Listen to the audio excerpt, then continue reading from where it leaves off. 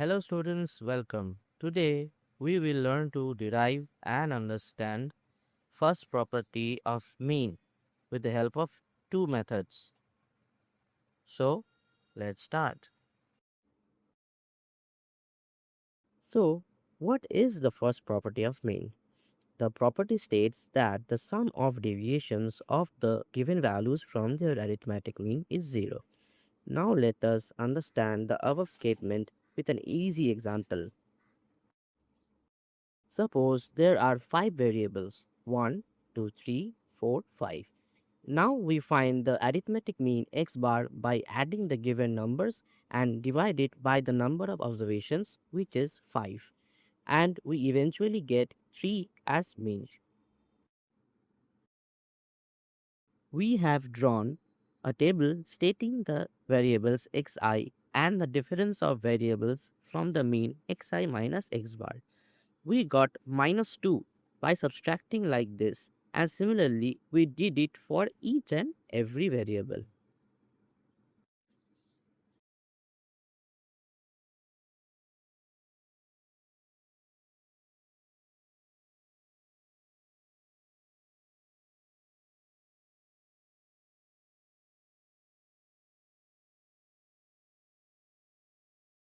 Now if we add all these values minus 2, minus 1, 0, 1 and 2,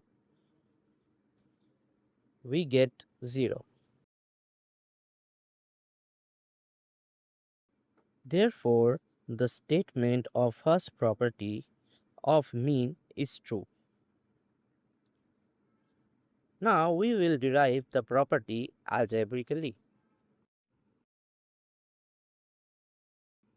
In the first method, we take the variables as x1, x2 up to xn. Therefore, the mean of above series is given by x bar equals to sum of the variables starting from x1, x2 up to xn divided by n. The deviations of the number from the arithmetic mean x bar are written as x1 minus x bar, x2 minus x bar up to xn minus x bar. Therefore, the sum of deviation can be represented as summation I equal to 1 to n xi minus x bar.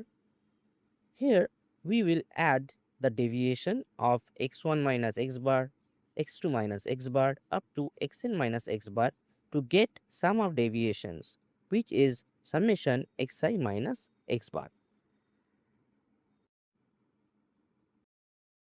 We will take x1, x2 up to xn together and all the x bars together,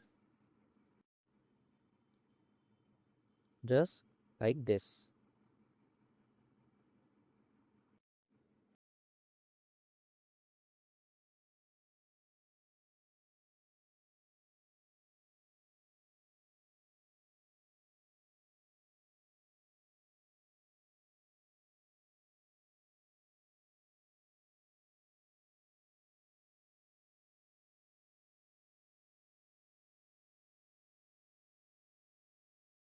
Here we substituted the sum of x1, x2 up to xn with nx bar because we know x bar is equals to x1 plus x2 plus up to xn divided by n. So we multiply n with x bar and get this.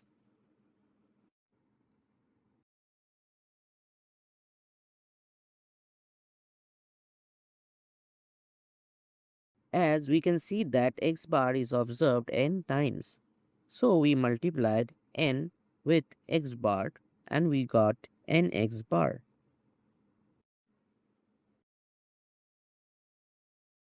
Therefore, subtracting these terms, we will obtain 0. Therefore, the sum of deviation of the given values from their arithmetic mean is 0.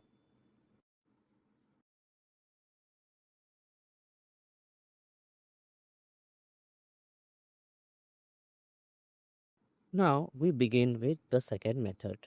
We know that x bar equals to summation x by n. We can multiply n with x bar and get this. We also know that the sum of deviation is represented as summation xi minus x bar. We take this as equation 1. We will continue with equation 1. First, we will rewrite the equation. Then, we will apply summation to both the terms xi and x bar, which will give us summation xi and summation x bar. We know that summation will change into n when applied to a constant. Then we get nx bar. Now we substitute this with nx bar and subtract the terms, which will eventually give us 0. Therefore, summation I equal to 1 to n xi minus x bar is 0.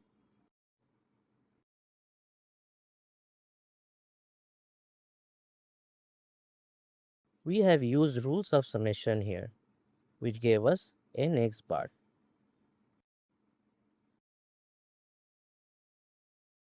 Hope you all have understood the proof with the help of two methods. If yes, drop a like.